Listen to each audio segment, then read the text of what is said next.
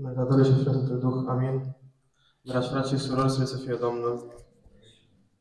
Mulțumim lui Dumnezeu pentru că un prilej binecuvântat pe care ne-a dăruit de a ne întâlni astăzi în adorarea sa cea sfântă și ne bucurăm că suntem astăzi împreună, fiecare dintre noi, frați și surori, copii și tineri, care suntem împreună aici pentru a-L slăvi pe Dumnezeu. Și acesta e un lucru binecuvântat. Aș dori să dau citire din Evanghelia de astăzi, de la capitolul 18, de la versetul 18 până la versetul 23, de la Luca.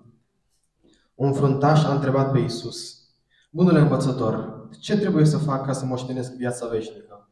Pentru ce mă numești bun? I-a răspuns Iisus: Nimeni nu este bun decât unul singur, Dumnezeu. Știi poruncile: să nu prea curvești, să nu ucizi, să nu furi, să nu faci o mărturisire mincinoasă, să cinstești pe tatăl tău și pe mama ta. Toate aceste lucruri, i-a zis el, le-am păzit din tinerețea mea. Când a auzit Iisus aceste vorbe, i-a zis: îți mai lipsește un lucru. Vinde tot ce ai, împarte la săraci și vei avea o comoară în ceruri. Apoi vino și urmează-mă. Când a auzit el aceste cuvinte, s-a întristat de tot, căci era foarte bogat. Sfântul Evanghelist Luca spune aici un detaliu foarte important. În versetul 23. Când a auzit el aceste cuvinte, s-a întristat de tot, căci era foarte bogat. Părintele Iosif ne spune în tălcuirea Evangheliei de astăzi căci nu bogăția l-a făcut pe el să nu intre în împărăția cerurilor. Nu bogăția ne împiedică să nu intrăm în împărăția cerurilor, ci dragostea ei. Dragostea bogăției mai presus decât cea de Dumnezeu. Bogăția, dacă este pusă în slujba lui Dumnezeu, ea poate să fie o binecuvântare pentru noi și pentru aproapele nostru. Dar Domnul Iisus i-a spus lui specific că să-i dea averea sa și să o dea săracilor, pentru că știa că acesta este lanțul pe care îl ține, atras de către firea cea veche și de către lumea aceasta păcătoasă. Acesta era lanțul acestui tânăr bogat, pe care îl ținea pe el supus acestei firi, acestei lumi pline de păcat. Domnul cunoaște fiecare dintre noi ce lanțuri avem și ce ne ține atrași către această lume. Poate nu avem această patimă a bogăției, dar poate avem altele. Poate avem patima sudalmei, poate avem patima preacorviei, poate avem patima minciunii, poate avem patima judecății sau multe altele. Domnul le cunoaște pe toate. Domnul știe fiecare dintre noi cu ce ne luptăm și care este patima cu care ne luptăm. Dar trebuie să fim sinceri și să mergem înaintea Lui. Acest tânăr s-a întristat de tot când a auzit că își trebuie să lepede ceea ce îi plăcea lui cel mai mult.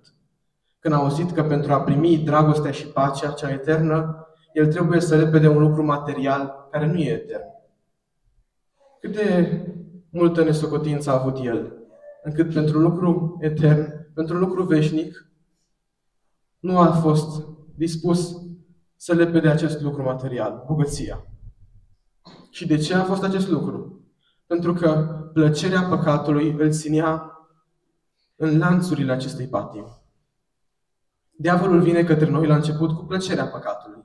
Vine către noi cu ispita, după aceea vine, cu cât noi intrăm mai mult în ispită, cu cât noi mergem mai mult către ea și nu fugim de ispită, cu atât el vine mai mult și ne dă un pic din plăcerea acestui păcat. Ne dă atât de mult, de fapt atât de puțin, încât doar să ne țină dependenți de patima aceea. Atât de mult ne dă diavolul din plăcere, încât doar să ajungem să nu mai putem trăi fără păcat. Pentru că diavolul este mărșav și diavolul ne vrea ca să fim niște robi și niște nefericiți.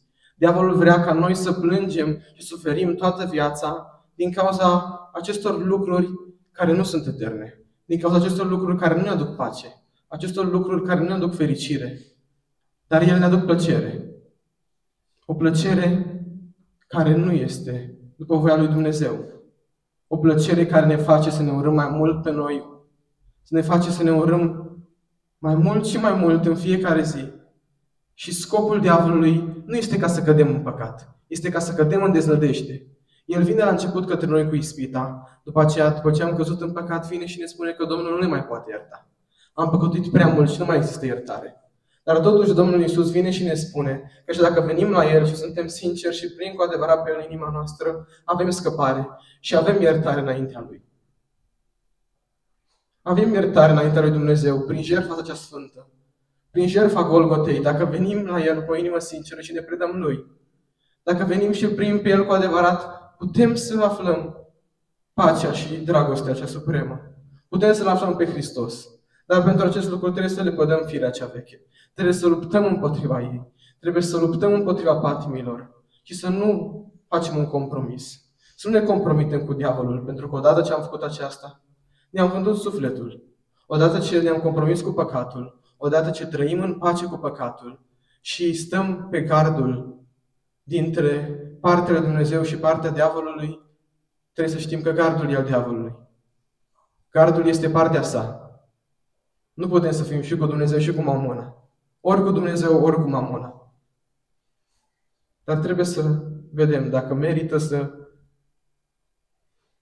să nu mai avem o viață veșnică pentru o plăcere lumească, pentru o plăcere timpurie.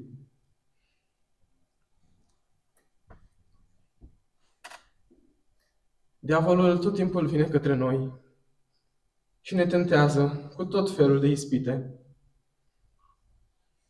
cu tot felul de lucruri, doar pentru a ne face și de a ne distrage de la dragostea lui Dumnezeu și dragostea Domnului Iisus. Noi avem impresia că poate, prin aceste plăceri care ne atrag, aceste plăceri lumești, care sunt din firea noastră cea veche, putem găsi fericire. Dar fericirea nu ține de lucrurile materiale. Fericirea nu ține de bogăție, fericirea nu ține de casă, fericirea nu ține de mașină. Fericirea ține de ceea ce avem noi în sufletul nostru.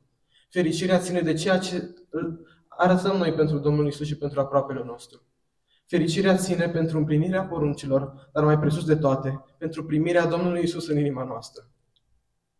Dacă nu l-am primit, toate sunt în zadar. Și casa, și familia, și aproapele, și prietenii, toți sunt în zadar dacă nu l-am primit pe El cu adevărat. Pentru că toate vor pieri la un moment dat, dar tot ceea ce vor rămâne va fi sufletul nostru. Aș dori să dau citire și din Apostolul zilei de astăzi, de la Coloseni, capitolul 3, cu versetul 14, care spune așa: Dar mai presus de toate acestea, îmbrăcați-vă cu dragostea, care este legătura desăvârșirii. Dar mai presus de toate acestea, îmbrăcați-vă cu dragostea, care este legătura desăvârșirii. Odată ce l-am aflat pe Hristos, odată ce am aflat dragostea sa, noi nu putem să stăm nepăsători în fața aproapelui nostru, care vedem că se luptă cu păcatul, vedem că suferă din cauza păcatului. Și noi să mergem fericiți, spunând că noi suntem mântuiți. Trebuie să iubești pe Dumnezeu și pe aproapele tău ca pe tine însuți. Aceasta este cea dintâi poruncă și cea mai importantă. Dacă îl iubim pe aproapele nostru cu adevărat, o să-i spunem și lui de Hristos. O să-i spunem și lui de dragostea sa. Pentru că singurul lucru pe care îl putem aduce cu noi în rai sunt oamenii. Așa că să le spunem despre Hristos. Să le spunem despre dragostea sa. Când aflăm dragostea cea scumpă de la Golgota, nu mai avem nevoie de nimic altceva. Fratele Traian, când l-a aflat pe Hristos, n-a mai avut nevoie de nimic altceva, ci doar de pacea și dragostea sa. Doar de prezența și de pacea rugăciunii împreună cu El. Ce lucru minunat este acesta când îl ai pe Hristos și când știi că Dumnezeu e de partea ta și nimic nu poate să stea împotrivă.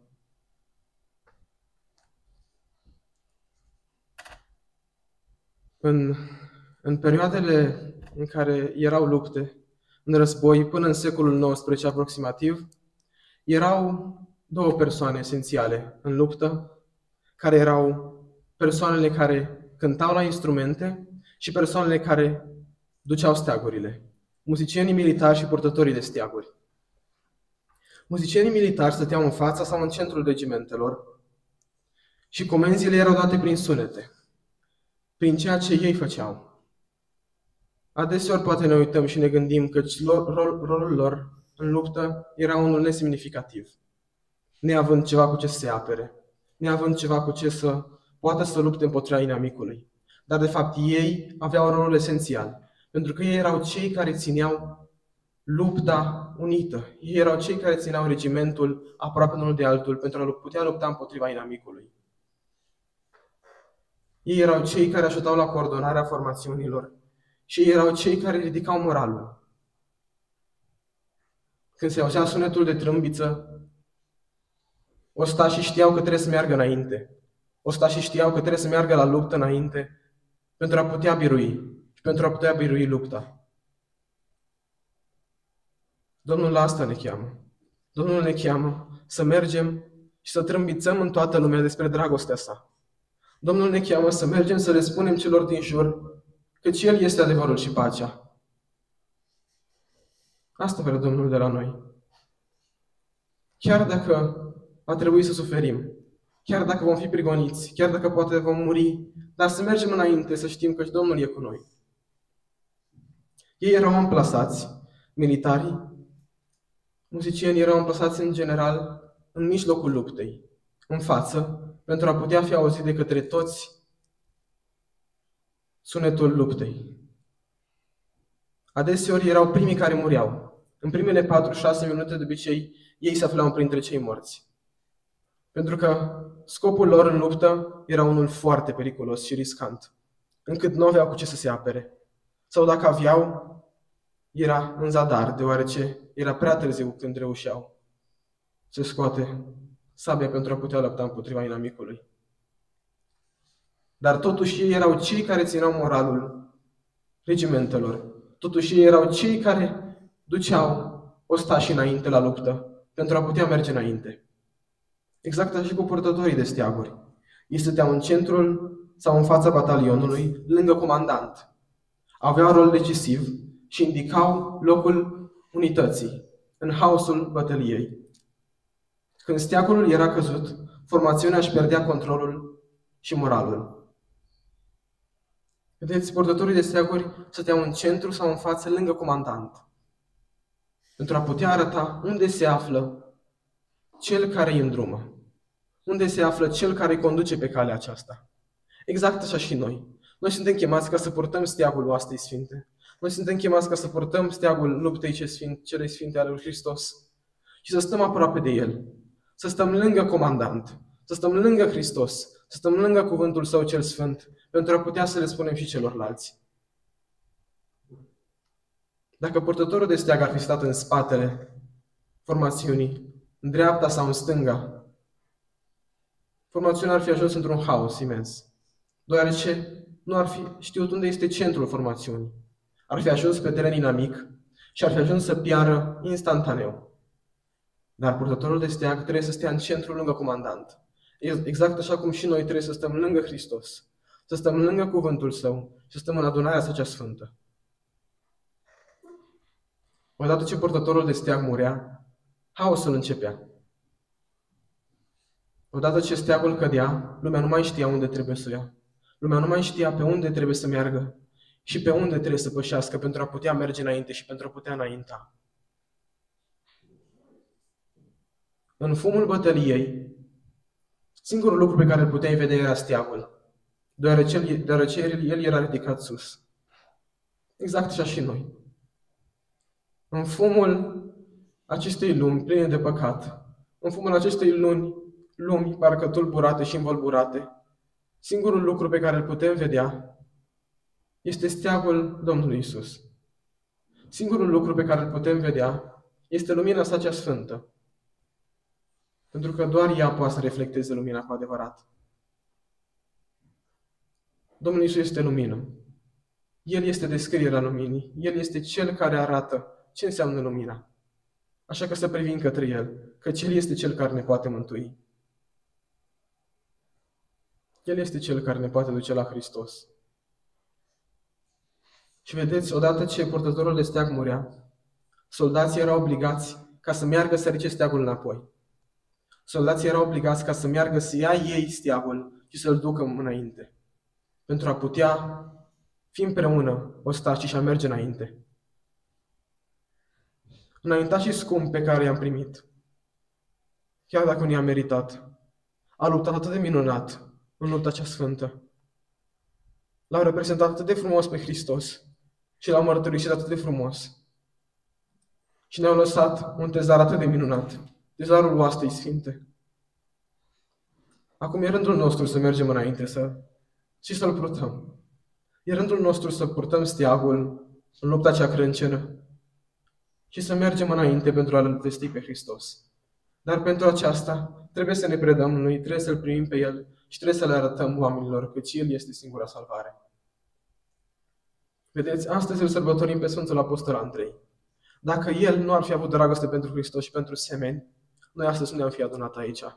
Dacă el nu ar fi vestit pe Hristos celor aproape al lui, dacă el nu ar fi mers peste mări și țări și l-ar fi mărturisit pe Hristos, ar fi mărturisit crucea lui cea sfântă, noi astăzi nu eram un popor creștin. Noi astăzi poate ne închinam la idoli sau poate eram un popor păgân. Dar totuși, pentru dragostea lui Hristos, El a venit și a suferit. A suferit chiar moartea pe cruce. Pentru noi și pentru aproapele nostru. Nu suntem vrednici de astfel de înaintași. Dar totuși, ei sunt înaintașii noștri. Așa că noi trebuie să ducem lupta cea sfântă înainte. Trebuie să mergem înainte și să luptăm. Precum fratele Traian spune în 2 versuri din N-am drept să stau. Și spune așa: N-am drept să stau, nici să privesc în urmă, cât am un steag și un dușman înrăit. Cât am un steag și un dușman înrăit. Să nu stăm și să privim nepăsător la păcat, ci să spunem păcatului păcat și adevărului adevăr. Luminii lumină și dragostei lui Hristos. Dragostei lui Hristos. Să le spunem oamenilor căci nu merg pe calea cea bună, dar să le spunem cu un duh de iubire. Să-i atragem către Hristos și să le spunem că El este singurul care poate să ne aducă pace. Domnul să ne ajute la aceasta. Domnul să fie cu noi, să ne dea putere pentru a putea merge înainte în lupta cea crâncenă și să-L vestim pe El celor din jur, pentru ca toți să fim, la sfârșitul veacurilor, într-o fericire deplină în împărăția sa cea sfântă. Amin. Tatăl și Fiul și Duh. Amin.